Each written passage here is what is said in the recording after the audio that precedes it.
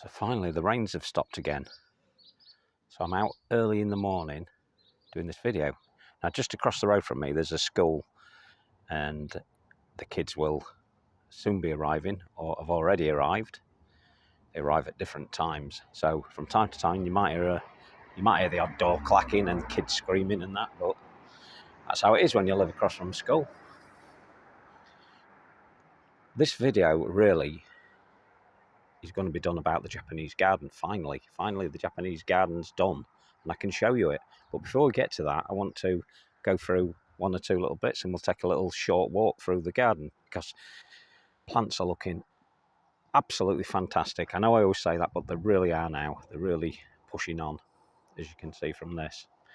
One plant I did want to bring to your attention is this one. This is a buddleia and I picked it up last year from Bressingham Gardens and it's their new buddleia, an introduction from themselves. And this one is called Bressingham Bountiful.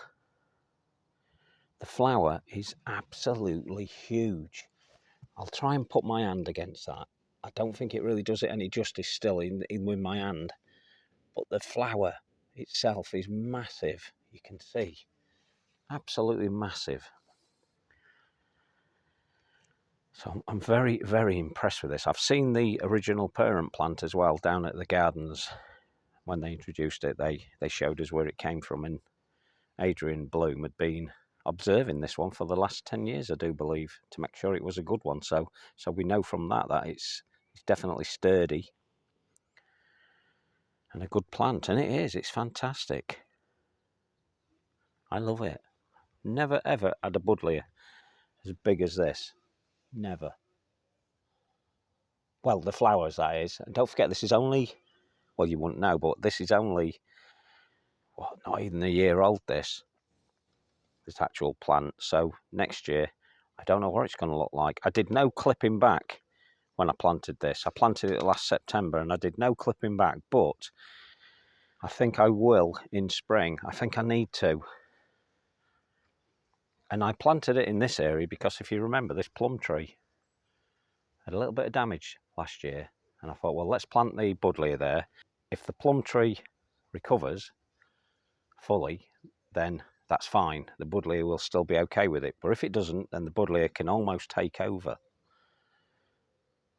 So yeah, that's the wildlife area. I'll just quickly show you this. You may know what I'm going to be doing with this. I finally decided to give myself a compost heap.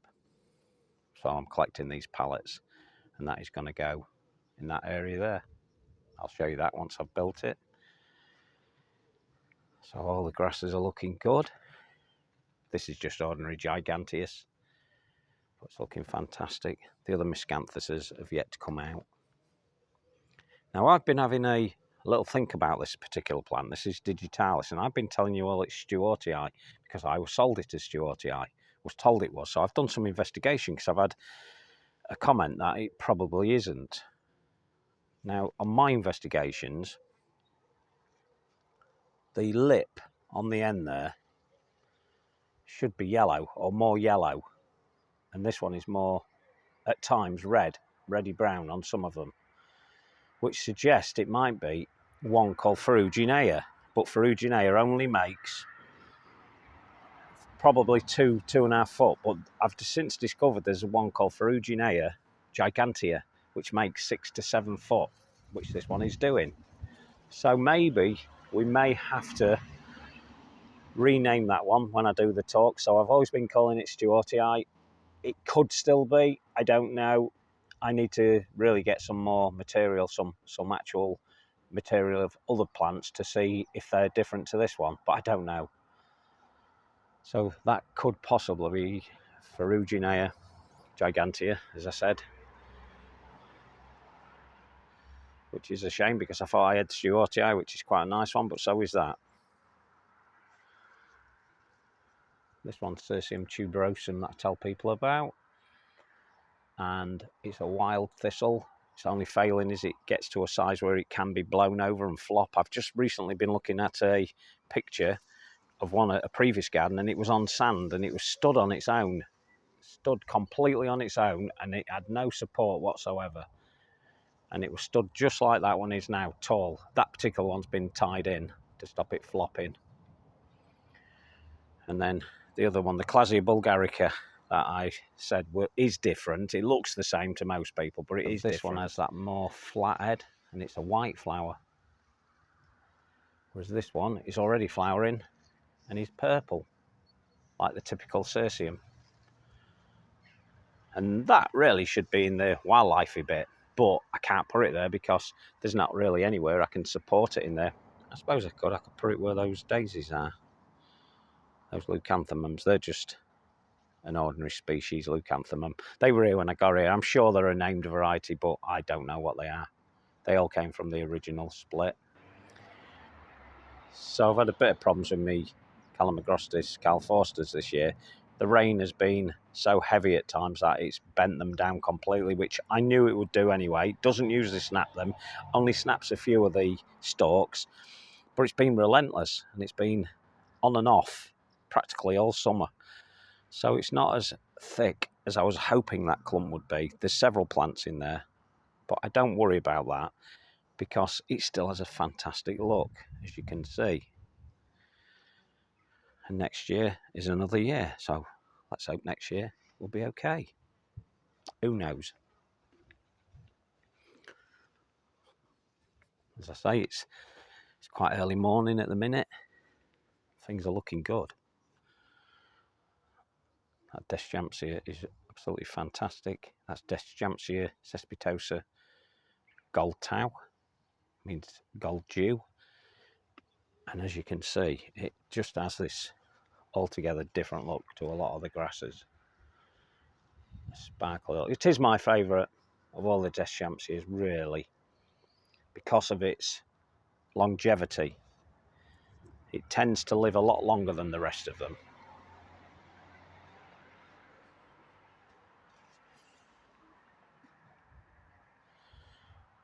Some echinaceas coming up in. These ones here is the Bressingham hybrids, and this one I believe, I'm not sure until all the colour comes out, but I had an echinacea that produced a white flower off the same pot, but I think there was just two in the pot. But looking at it, might not be this one, but it could still be a Bressingham hybrid, because all Bressingham hybrids vary in size and height, and you get the odd one that's tall like that, but mainly they're this sort of size. But they have wonderful colours, which are obviously not showing at the minute. Show you that again. It's just wonderful when the winds blow through it. It's just, I get so excited about little things like this. It just looks great. Just that movement that grasses give you is enough to make you want to plant more. I'm considering this year, and I say this every year, but we're getting to that point, I feel now, that this euphorbia may have to come out. It's suffered a lot of fungal disease this year because it's getting old. It must be 4 years old now.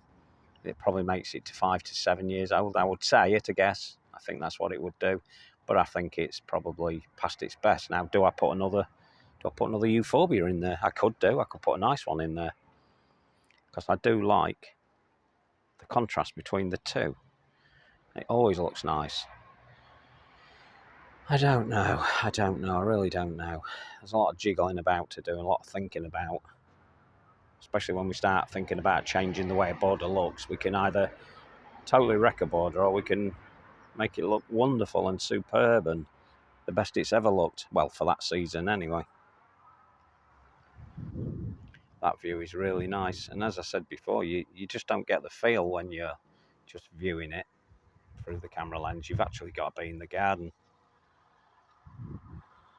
It's great. So we'll carry on. I'm sure there's a few of you want to see the Japanese garden at this point. I'll just make you wait a little bit longer.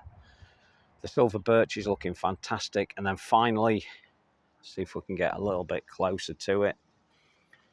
We've got that hydrangea. In fact, we'll go in the cloister pergola and have a look at it. And we've finally got the hydrangea. And this is Aspera sargentiana, and it's flowering. Finally. It'll be a bigger plant eventually. This came from the original plant that I had, which I keep taking splits from, because these do tend to spread a little bit. But I have to say it's probably my favourite hydrangea. Just like the look of it. I like the gangly look it gets once it gets a bit taller. The leaves are quite soft and furry, as a lot of the Asperas are. And I like it. I like it a lot. Yeah, that silver birch is fantastic. And for fear of repeating myself, I'm going to. You don't get a tree like that without a lot of work on it. You cannot expect that to come out in its pot, sit in the garden and then turn into that. That takes a bit of work, a bit of pruning, and it's time, just a little bit of time, and before you know it, you end up with something like that. And after possibly 4 to 5 years of pruning it, you should end up with something like that, and then you can just leave it. The top will carry on becoming very congested, but there's nothing you can do about the top once you've let it go. You just leave it and hope for the best. If there's some severely crossing branches, I will get the long reach loppers up there and just snap out those branches, and all will be good again. Now, while I was talking about that, while I was waffling, I spotted this again. This is Jurava Ichu. It's a grass, and now it's looking good. It's looking good. It definitely is Jurava Ichu, because I was starting to wonder whether it was, and it is, because of the long seed heads. They look fantastic. So, looking very nice. And I've planted these now. I've always resisted putting other Calamagrostis types in, well, from the Cal Forster sort of look, but this one is a really nice one. So I've put 2 plants in here. I keep them in pots because when I open the garden, I like to sell plants and people like to buy them. So I tend to keep them in pots, but some plants absolutely hate it being put into pots, and especially some of the grasses, they don't like it. This is one of those grasses that doesn't really favour being in a pot long term. So I've put it in here, and it actually helps the leaf itself. It's the leaves that really suffer. But in this case, they're fine at the moment because I've just put them in out the pot before they got to that point where they'd look rubbish. And you can see there's a golden colour in that leaf. Well, it's more greeny at the minute because it's not really in the sunshine. It's in a bit of shade. It'll take a bit of shade, this one. In fact, all Calamagrostis will take part shade. And this particular one is called Calamagrostis Avalanche. So it has more of a splayed look from the seed heads. They tend to splay out a little bit more, and as it gets more mature, that's what it will do.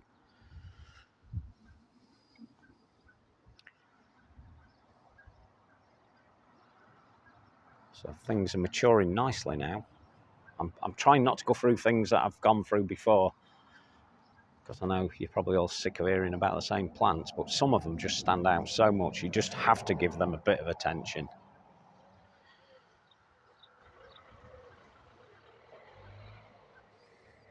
So it looks a bit of a jumbled mess at the minute, and that's because I've been trialling different plants. It's more of a clay soil here. I don't know why, but it's more clay in this area, and some of the plants really did struggle simply because I didn't know that that was the type of soil. Even though I should have checked it, I never do. I never check the soil. I don't go into all this, pick a bit of soil from here and a bit from there and a bit from the other section and see what you've got. I just try the plants. If they grow, and if they don't, I move them.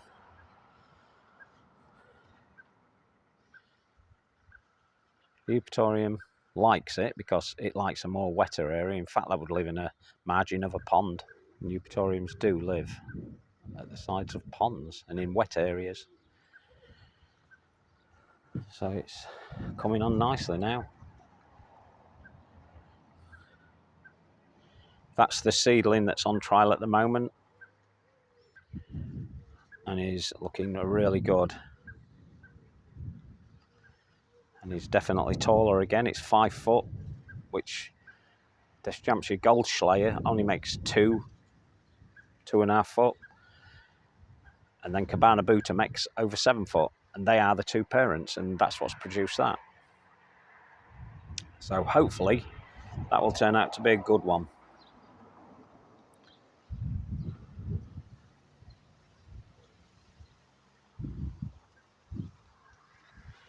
I had the garden open the other day, and it's open again tomorrow, and I got a lot of comments about this one. And it's always typical, you open the garden and you don't have the plant for sale that's flowering. Because each season I could kind of plan to have this garden open in July like I have, mid to late, and with the assumption that they're going to be flowering, and that year they may not flower. May open the garden, not a flower on it, or they may have gone over. So it's always a hit and miss. When is the best time to visit my garden? Yesterday. Always. It's just how it is.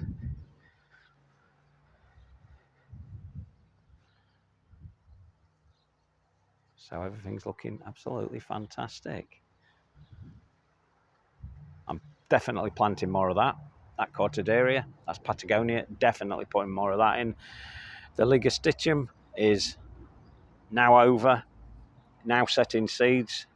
Can't wait for those seeds to be ready to harvest, because then I shall be growing lots more of that. The light is quite low still at the moment, or the sun is, and then we get these nice views. This is the wildlife dip pools. We've had that much rain that it's filled them up again. A lot more pondweed, but I'm on that every single day. I'm taking that out.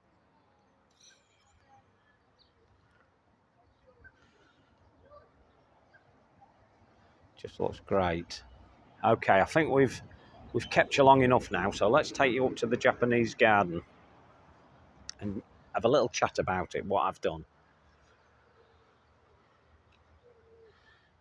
So are you ready for this? We'll pan around to it. Ta-da! The Japanese garden, finally done. Now originally, this border was always in shade. It had a big mahonia tree right in the middle and lots of shade-loving plants. And I never felt it was working, and I wanted to do something about it. And because I mentioned from time to time that very acer there, and I said that's my little nod at a Japanese garden, I thought, let's make one, let's go for it. And it's the first Japanese garden I've ever made in entirety. I've usually always had some form of a Japanese look, but never to the degree that I've done this one. And I absolutely love it. I think it's worked out well. There's maybe one or two little fine adjustments I will make over time, and we'll work that out as we go along. The stone is what's called Cotswold buff, and then the pebbles, the large pebbles down there, they're Scottish cobbles. They're in there. So the bigger one that's darker than the rest, the big massive one, where is it there? That was dug out of a section where we was digging up a pipe, and that just appeared. So I brought it in. It weighs an absolute ton. Very heavy. But the chap who found it thought I would like it, and I knew exactly where it was going to go. Even at that point, I thought Japanese garden looked good. Now, Japanese gardens have different elements, and I don't profess to be a Japanese garden expert, but I've done a lot of reading up. I've looked at lots of pictures, and I thought, well, we'll give my take on it. Kathy's arbour seat behind it is now black. That was to make it sit more nicely, to be quite honest. So the red thing you can see there, I made that. That's called a torii gate. And it symbolises going through a gate into almost a Garden of Eden, I guess, into a nice place, a relaxing place. I've put it there because I just felt it would look good as a backdrop rather than an entrance. I made it out of oak. Let's go into the Japanese garden. Nobody will get to come in here but me. So the top sections, the reds, they're made out of plank of oak. I marked out the shape I wanted, and then I cut it. So the bottom bit, you can see the little skinny bit, actually came off the top bit. You'd probably be able to make that out now. And then we've just sat it on some posts and then sat it in the ground. And I put that bamboo behind it, which is a clump former, and it just sets it off lovely. And then we've got that acer, and this is really, as I said, what begun it all. And I wanted it to hang over like it is doing. When I first put it in, that was always the intention, but because the mahogany was here, it got lost, and it didn't really have that look that I was wanting. But it does now. It's perfect now. I'm not sure how this is going to look on the film, but we'll try and give you that look. That's perfect.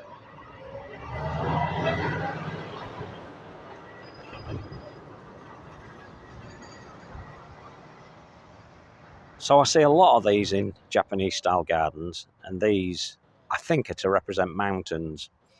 A lot of people actually make it look like it's a seascape scene, so they kind of gouge out. You've probably seen them where they gouge out some sections to make it look like the waves are crashing against it. Now I think this is where one of my changes will come in. I've been looking for some darker gravel to go around that, to give it that same look, so it'd be almost a semicircular look. When I find it, I'll put it there, but as of yet I've not found it. I can't find the right size. I can find black gravel, but not the stuff I want. But I'm sure I will come up with it eventually. I've also put this in. Now, this was the top of it anyway. I still can't remember where I got it from. I picked it up from somewhere, and I've used it as a seat. No one's going to sit on that, but I've used it as a seat. Now, below it, you can see two black circular things. They're actually concrete that I've painted black. And what I do, whenever I mix concrete up, if there's any spare, I put it into buckets. And I create these little things for sitting around the garden, and the little seats for kids, really, they can sit on them. And they always look good. And why waste the concrete? Use it, that's what I say. So this little scene looks really nice. That has a light in it. You're supposed to put a candle in there and light it at night, and it has a nice look. Then to the right of it, there's some water. Now I've got to empty that out, because as I filled up the gravel, bits of it obviously dropped inside in the water, so it doesn't look so great. So I'll tip that out, freshen it up, and that should look good. Now, the thing underneath, you won't remember, but I mentioned I'd found something where I was working, and it was that actual stone there, and that shape is natural, and I thought that would look good with something sat on it, and there it is. It's got that water sound. Now, apparently, all Japanese gardens must have water, or some form of water. I decided not to put a pond in, didn't want a pond in here, but wanted some form of water, and I've used the top of a bird bath. I took this off of another section. I had it on top of what I believed to be the base of the bird bath, but it turned out to be a balustrade it was sat on. So when I bought it not knowing that, and it looks fab. I love it. There's an Aconocloa there next to it. That's Aconocloa aureola, and that will get to 2 or 3 foot. So that'll be a really nice underplant for that Acer above it. Totally different colours, so that's going to look really good. And there's 1 or 2 other bits of planting. I've moved another Acer in there. I've now tied the bamboo up with this red rope. I felt that red rope would look good. And the bamboo can splay out a bit, this particular one. This is Phamnicalmus Hieronymi Q Beauty. And it can become a big clump, but I keep taking bits off of it and potting them up and keeping the clump smaller than it would become naturally. It has got room to go, by the way, because underneath where the gravel is, it's just soil still. Whereas this section here, where you can see my shadow, and all the other sections have got landscape fabric underneath them. That's to stop this gravel going into the soil. That'll make my life so much easier as this develops properly. So I've put this little barrier up, and it's got the same rope running through it.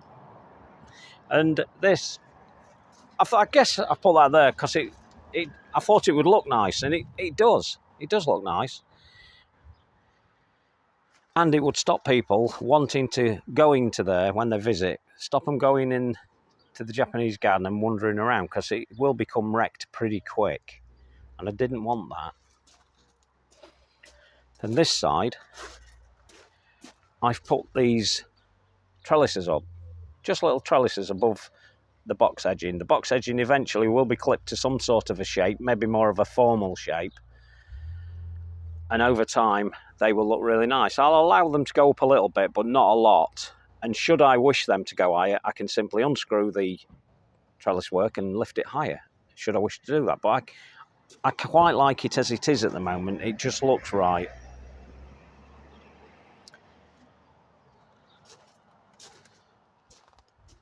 Now there's also a pine in here, a pine tree.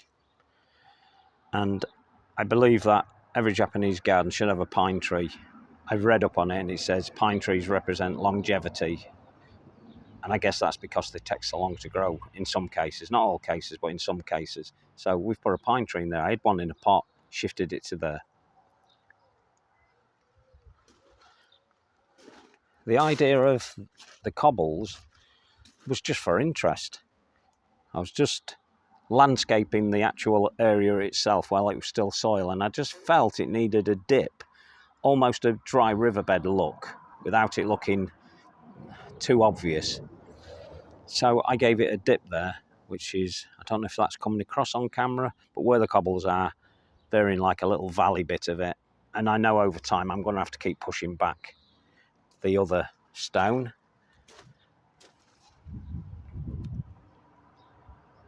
So the bit behind it, where Caffey's Arbor seat is sat on, that's been there a long time, and I painted it black, if you remember. And then I've given it the red edge. Those bits of wood on top, they are scaffold planks, and they've been there since I built that, and they were for sitting on originally. And I felt like if I was going to do a Japanese garden, then they had to fit in with it. So I painted them black and red.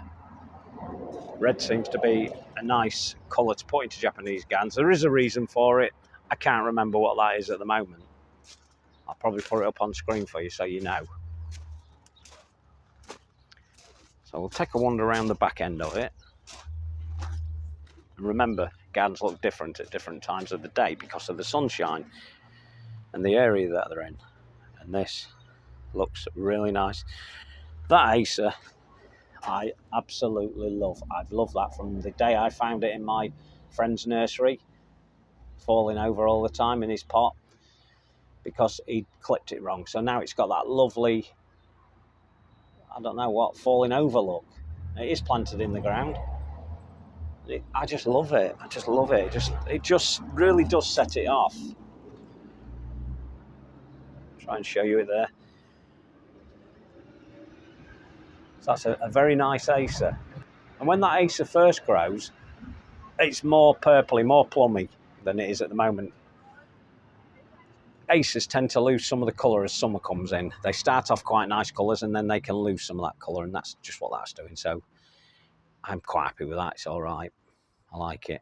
And this one is an Acer. Is it dissectum? I think it's dissectum, palmatum dissectum, but we don't know the variety, so we have to take a guess at that, which I'm not going to do. Anyway, right, going back to concrete or cement when you mix it for paths, etc. This was a plant pot. This isn't a plant pot. This was taken from a plant pot. I had a little bit of cement left and I really didn't want to waste it, so I put it in a plant pot and it turned into that. So that's a solid bit of concrete now, and I painted it black. And I've just stuck it there. I don't know why. I'm sure it'll move around as time goes on. Let's go behind the Torrey gate.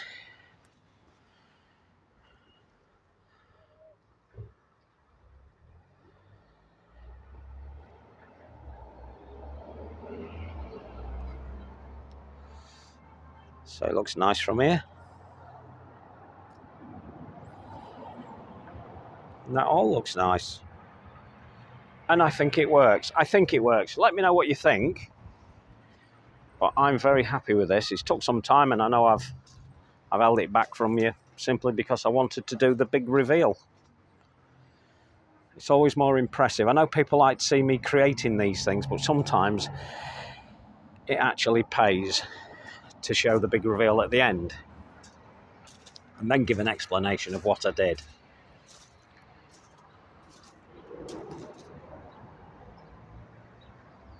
There's not a lot more I can say about this now. It's just a case now of waiting for some of the aces to develop more.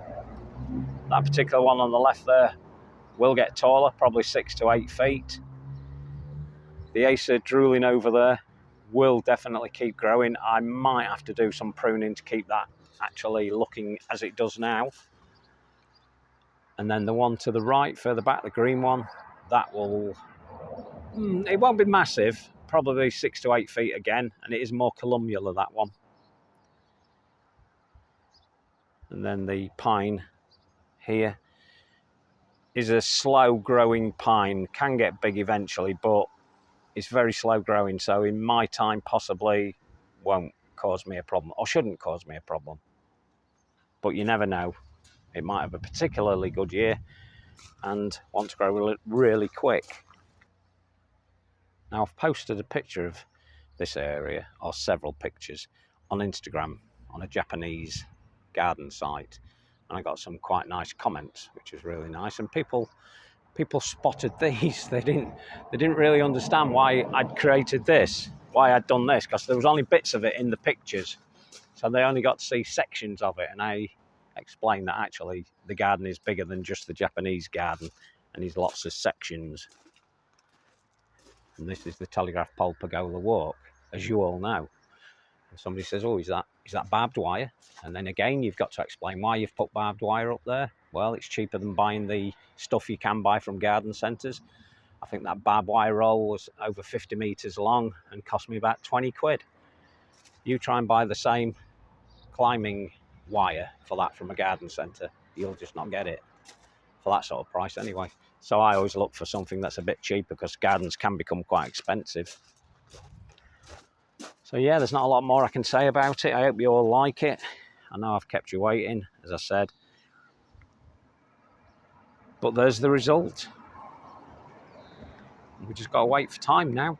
I'll continue to keep that tied up, because I need it to be more upright. If I let go of it, it will flop over slightly and hide some of it. So I decided, well, it won't hurt it, because it can grow up taller, and then as it's doing there on that particular one there, it'll just flop outwards and it'd be great. It should work. So there you go, the Japanese garden finished.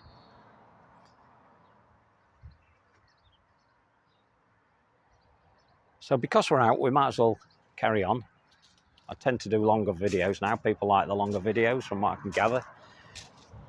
And we'll do a little bit more filming, another 10 minutes or so. The hostas are looking great in this section. It all matches in nicely with the Japanese garden, believe it or not.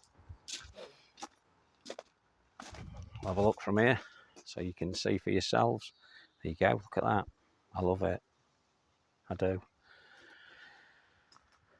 And everything behind it all helps to set the scene, different areas. Sanguisoba lilac squirrel is looking absolutely fantastic. It's now flowering quite well. I tried focusing these the other day, they weren't focusing. Let's see if we can do it today.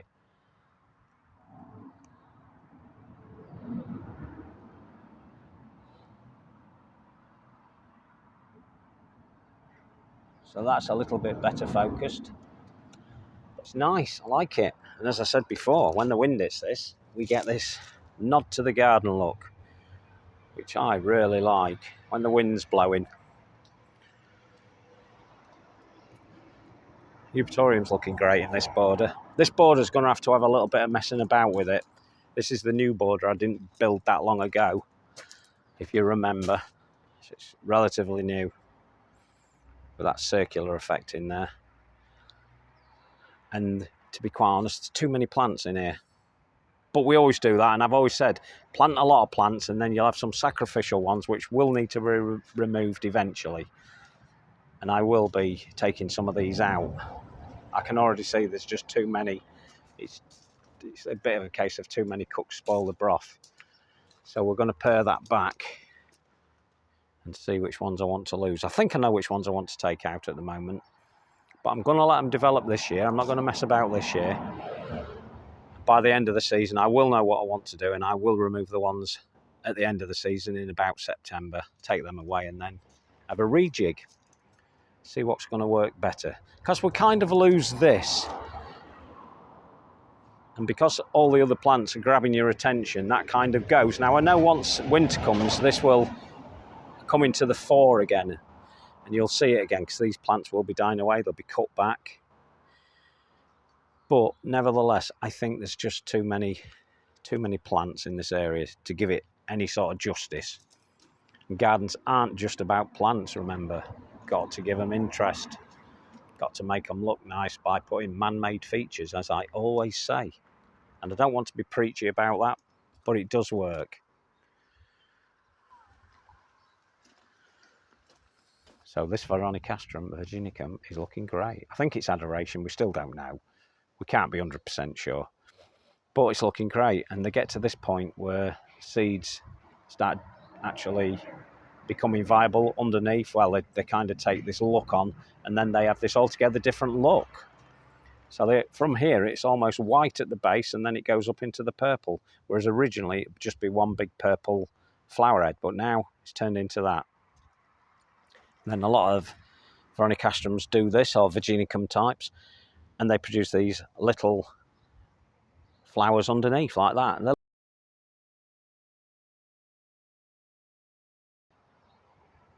And actually, you find this in quite a lot of the plant world, that this happening, where they produce one big flower and then several little ones.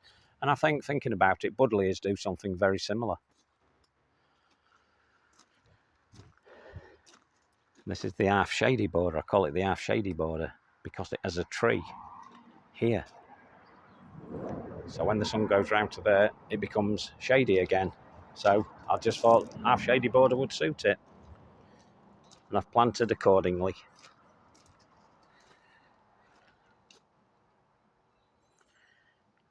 That is looking great now. Those grasses are fantastic. That's Elymus magellanicus. And then there's a Verbascum chaxii. I love Verbascum chaxii because they're small. They're short-lived perennials. But hopefully that will send up seeds, or send out seeds. And I'll get lots of these appearing over the garden. That is a particular variety. I don't know which one it is. A neighbour brought me it round as a named variety from seed. So I think he got it from seed. And I always get concerned when people say it's a particular variety from seed, because not every plant produces a seed that looks like its parent, so we have to be careful there. Whereas if you look at the Elymus magellanicus, the grasses, the one to the right was the original plant that actually set these two, and there were many more that I've taken out and potted up since. I like them to naturalise, so I just leave them alone. I don't mess about with those. Let them do their own thing. Nature knows best.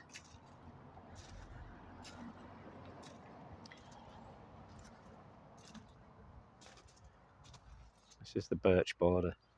I am going to go in hard with those euphorbia stalks, the big thick ones. They're going to be removed as soon as the garden is close to visitors. I've only got one other visit. I should have lots more, but I've resisted having too many people through the year because I want it to develop a bit more before that happens. And I am going to cut all those back in, the big ones, and let's see what happens after that. And hopefully the plant will keep going for many years to come. It's got to be a 7-year-old plant.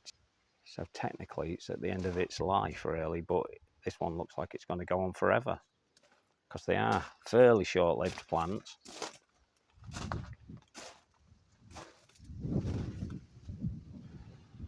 Go on then, I'll show you the Japanese garden, seems we're near it. I know you want to have another look. There you go. Love it.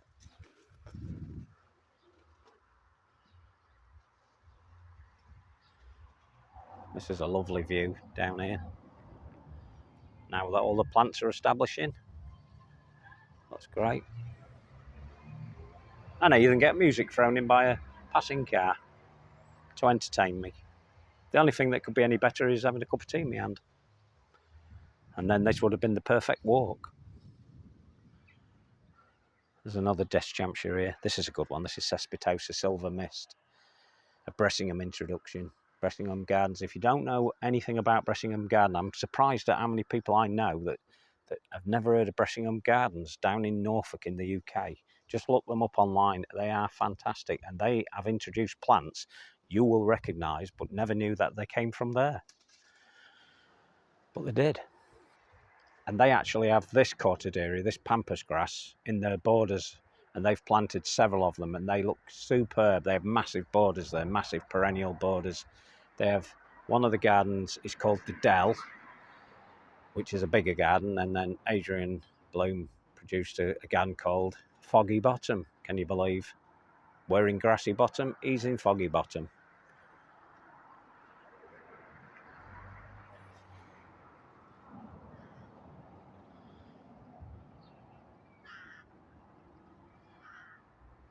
So there it is, in all its glory. A couple of weeks have gone already in July. We're nearly at the point where some of the miscanthus will start putting on a good show. The flowers will be coming up, or seed heads, because you know I always call them flowers, but the seed heads. Oh, this Lipherium, let's bring this to your attention while we're here. I planted this Lipherium 2 days ago. People wanted to buy it when I had the garden open, and I thought, it's not what I think it is, which I thought it was Firecurtzer. And it isn't. It is a Salicaria type, but it's definitely not Firecurtzer.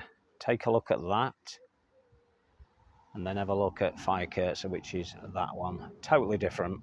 When you're here, you can see this. You can see definitely different. They do look more like candles, whereas that one, I reckon this could be something like Robert. Again, I got it off of a friend who didn't have the label. I wanted it because she told me it was Firecurtzer, and when I've grown it on, it is definitely not. So more investigation is required on that one.